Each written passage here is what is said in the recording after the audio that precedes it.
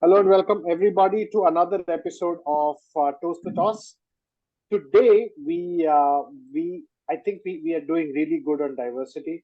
We started off as just men on the show, and then we had a first woman finalist in Dr. Sandhya. And today, Dr. Sandhya has got her aunt Uma Mam on the show, welcoming the both of you, and along with them the three regular gentlemen, Sanskar, Arun, and Bidhu. All right, gentlemen and ladies and gentlemen, actually. I'm so used to saying gentlemen. Ladies and gentlemen, let's get started. Okay, let's talk about the biggest news. The India versus England Test Series. India leading 3-1. Uh, Bazball fans, anybody wants to have a comment, or should we say RIP Bazball? Bazball is not yeah, it goes on a weekly off. That's about it. But it comes back every Monday, like every 9 to 5 desk jobber is, right? So that's what Bazball is. And we will train. Just because you fall from the cycle does not mean you will not learn cycling again. Just because you fall off a bed, it's not like you're not going to go back to the bed ever again. These are things that people get better at with a period of time. And I'm confident that England will be at least in the top three or maybe top four, but possibly top three at the end of the WTC cycle. They may not qualify for the final, but I think they'll be much better than the eighth position they are in currently. It's a mindset, and we can keep talking about six as a run rate, five as a run rate. It's about going for the kill to the extent possible and keep respecting the game's result oriented approach rather than stewing over the 5 days' time. Yeah, Arun sets the ball rolling. I think we'll start a campaign, Arun. Once Baz McCullum retires, maybe we nominate you to take up the reins from Baz McCullum to carry on baseball. Anti-baseballers, everybody is smiling. Oh, ma'am, did you like baseball? Do you think Yeah, it was pretty good, wasn't it? Hype? Yeah, it was pretty good. It's a kind of a mindset. It worked for them sometimes. It doesn't work sometimes too. That's how it goes. I like the usage of the word sometimes, because I think right now where we are, most of the time it didn't seem to work for them. In India, it Okay. didn't work. Yeah. So highlights for you, Uma Mam. What if I were to ask you to pick the most pivotal moment, or what did you enjoy up to these four tests? What would that one pick? The best thing was our new wicket keeper.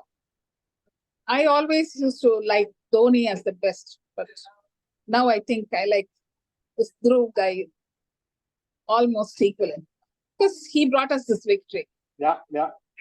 I don't think without him, I don't think we would have won. Because I was pretty scared when we were playing the fourth innings.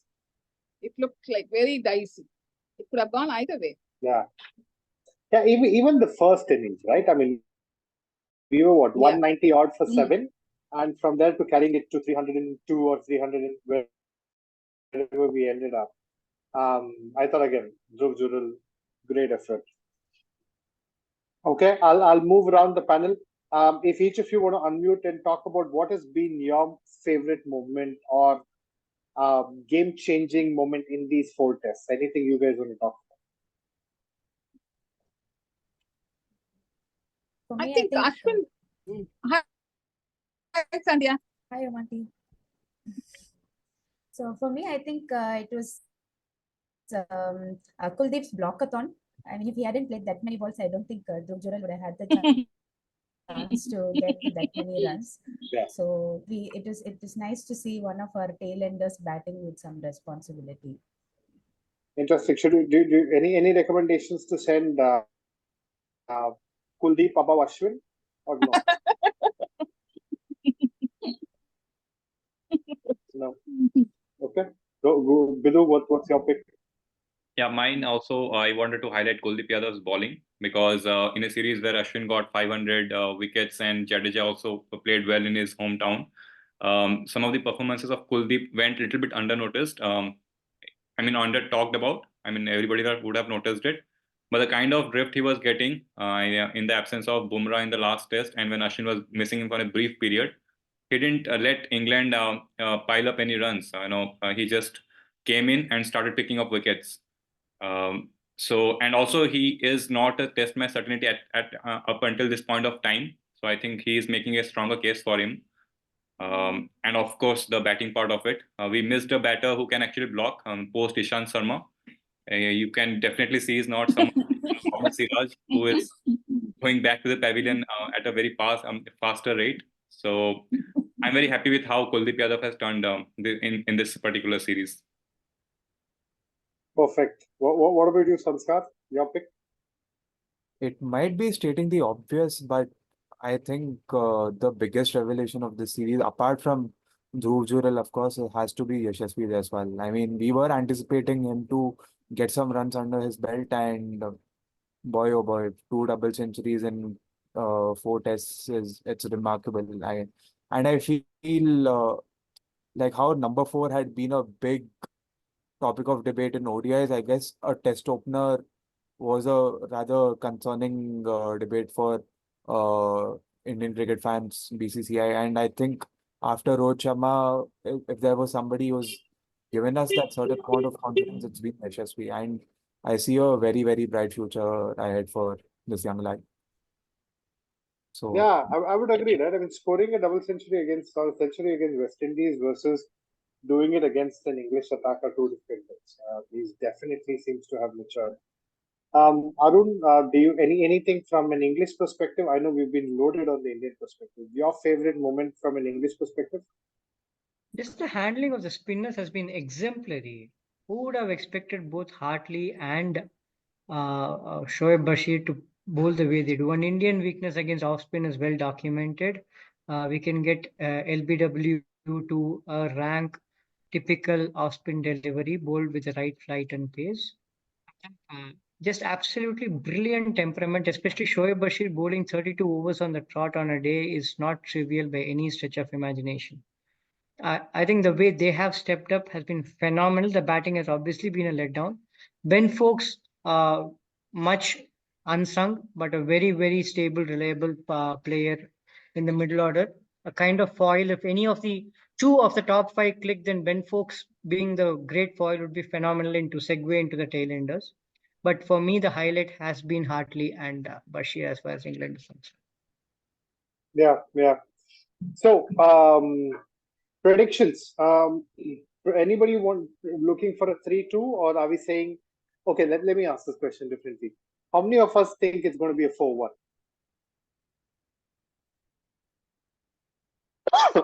I'm surprised that I'm only one who is thinking it is a 4-1. You asked right, 4-1 and not 3-2. Yeah, 4-1 in favor of India.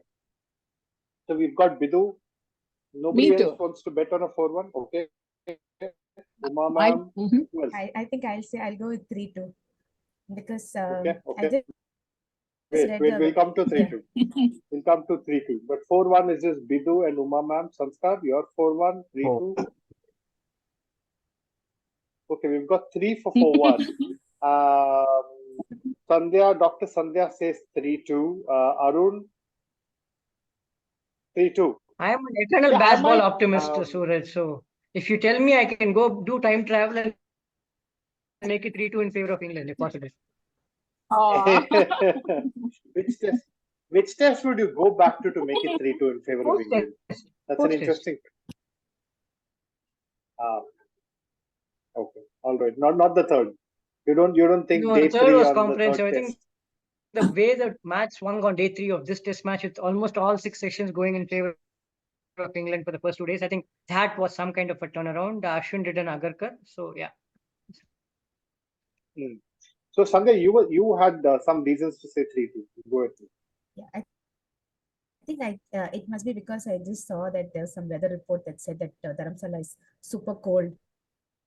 It's at 10 degrees, so it actually is at English. It's got English weather right now, so maybe we can see England winning this, and I can see India already going into IPL mode. So yeah, I'm actually thinking it might be 3-2. Yeah, I mean, I'm okay with 3-2. Rather than won the series, maybe 3-2 will be better for Bazball, because I really don't want. At some level, I don't want Bazball to get discontinued. I think they are thinking differently, and I think Bazball is needed. Maybe like what a lot of the experts are saying, it needs tinkering. But yeah, let's see. Let's see. 3-2 might be a better result, but we'll wait and watch. Now moving on from the tests and to WPL, right, which is our Women's Premier League. So I know it's just started. Any RCB fans in the house? Other than me, of course. Oh, so I've got company. There's Sanskar. Highlights in the WPL. Do you think the teams are balanced? I'm sorry if you could repeat that. What has been the highlight in the WPL till now? Do you think the 5 teams are balanced, or it's still loaded in favor of a couple of teams? Uh, on paper, the 5 teams do look settled. They have a good mix of your foreign stars, your Indian stars, and of course the incoming uncapped players that they have. So on paper, at least, I'm convinced that all the 5 teams are balanced. RCB and eventually Delhi Capitals might have a certain home advantage, but I guess the fact that other 3 teams will be playing on neutral venues will sort of even out the entire competition. But Hmm. but if I were to pick a highlight, it would be the first 2 games. The way games were finished, the last ball 6 in the Mumbai Delhi game, the second game, the last over two run finish by RCB. So you have to be my highlights. Couldn't have asked for a better start for the tournament. Yeah, yeah. Especially that over from how do I pronounce her name? Molineux? Even I'm not sure. Yeah, because I know you can't. It's a French name, but you can't pronounce the X. So I think it's Molineux. But yeah, I definitely think RCB has got better spinners this time in Wareham and Molineux. And yeah, any other highlights for the rest of you? Any other games which you guys enjoyed? Let's see the first 2 games. Those went right down to the wire, so those two were really good. And I really have to appreciate the Bangalore crowd. You know, in spite of never having won anything in either IPL or WPL, they still come out in full crowd for their home team. So we really have to give a shout out to the Bangalore crowd. Thanks, Doctor, for rubbing that in. But yeah, you're right. I think it's an anticipation that we at least because even this time I don't know if we have a lot of hope on the men, but which is why they're turning up for the women's games to see maybe that tag which we have, Isala Cup Namde, we can finally at least the women can make it. Go ahead, Sanskar. Just a bit of trivia. In the men's IPL, RCB ended on 7th. That was the penultimate position in the first season, and the second season they ended up as runners up. This time around, we have started off well, but in the previous season we ended on 4th, which was the penultimate position. So just say, not concluding. This is exactly what Anil Kumble also said on one of the shows. Yeah. So just one other thing I want to quickly touch upon was one of the other games where Shabnam Ismail turning up for Mumbai Indians, masterclass in fast bowling. If you guys haven't seen it, catch up the highlights. I think it is the second game of Mumbai Indians. All right. Moving on from WPL. I'm not going to ask who the winners are going to be because you know where my heart is. Let's move on to Ranji Trophy, central contracts, and a host of retirements. Let's start with Ranji Trophy. Arun, you're the in-house expert on Ranji Trophy. What's happening in Ranji Trophy? First things first, 3 of the 4 quarterfinals had a result. Okay. After Is that the English, first in? Yeah, after the English ruled us for close to 200 years, this is the next biggest influence of Bazball in Indian cricket. So that is full due credit to Stokes and McCallum to enforce results in Ranji Trophy. And Tamil Nadu's resurgence is just too good to watch. You have a young team led by an extremely dynamic leader in Sai Kishore, who is putting his hand up, playing at number 3, getting wickets by the bucket loads. It's a beautiful, what I keep talking about cricket teams being an extraordinary league of gentlemen and league of extraordinary gentlemen. This one is the former. It's an extraordinary league of gentlemen. I wish they go all the way. Of course, the entire fallout in the Andhra camp because of the way Vihari was allegedly treated, the way he treated people allegedly, so on and so forth. That's added to, I think, either Vihari or the 17th player will get a Big Boss ticket in the coming season. They managed to get that. That is actually sometimes bigger than IPL contracts. 90 days, slightly longer than IPL, but decent enough pay. I think it will work for them. And yeah, so basically, and it's good to see Mumbai back, and Tamil Nadu is going to be playing Mumbai in the semi-finals. I'm already salivating. But Munir Khan turns up for Mumbai, right? He's Sarfaraz's brother. Mushir Khan, right? Mushir Khan, sorry. Yeah.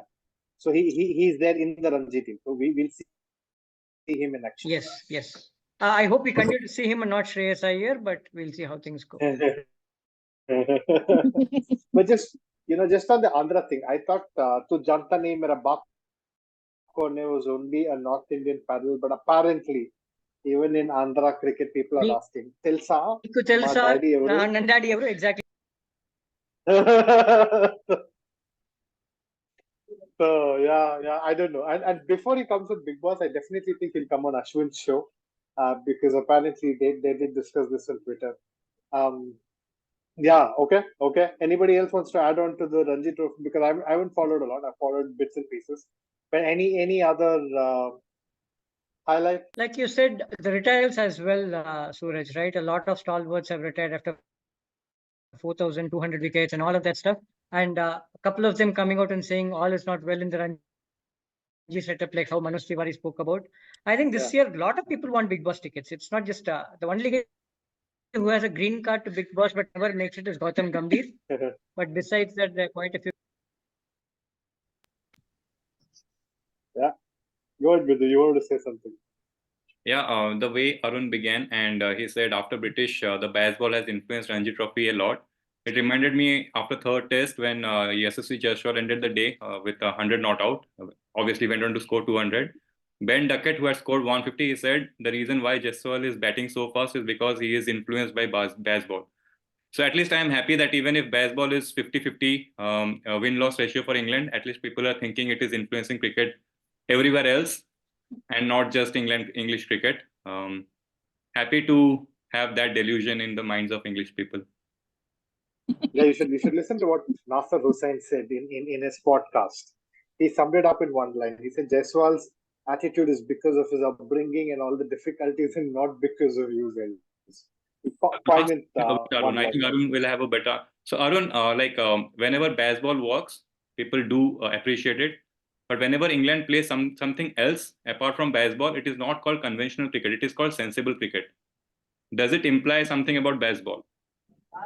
That's where I don't know what exactly to call. It's either Bazball, they lose, common sense, they win. If that is the way it's going to start, there's no debate at all to start with.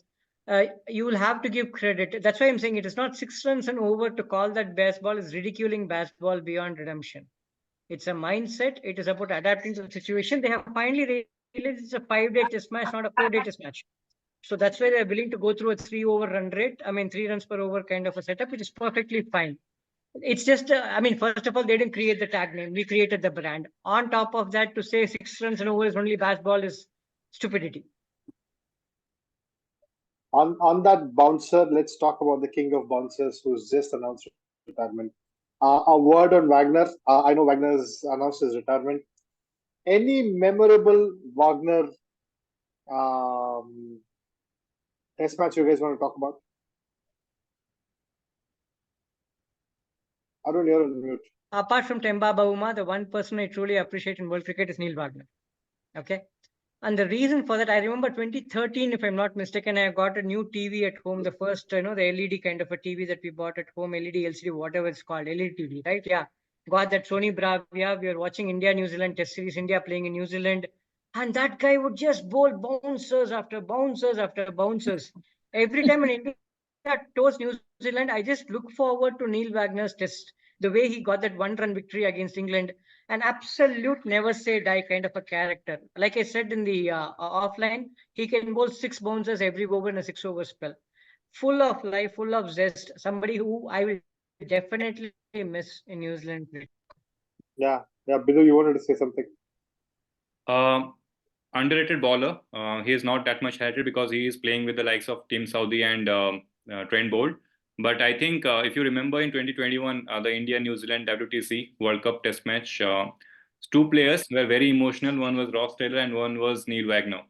I don't remember the exact contribution of Neil Wagner, but Ross Taylor was a batsman who was batting when New Zealand actually won the match. So I think it would. I think he influenced that match really well, the Test match. Neil Wagner with his bowling. So I think that would be one of my favorite moments from New Zealand point of view. Of course, we lost. Sanskar, Dr. Sandhya, Uma Mam, any favorite Wagner memories? I don't think I have much. Okay. Maybe not from his cricketing days, but post after him announcing his retirement, he was still seen in the nets bowling to the team.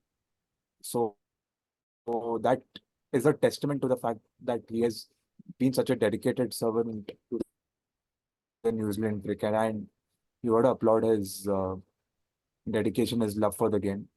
Nothing but massive respect for them. And applaud the South Africans for letting a lot of their talent go to different countries. All right. On that note, we are ending the show. It's been a good show. It's I think we've covered a lot of topics.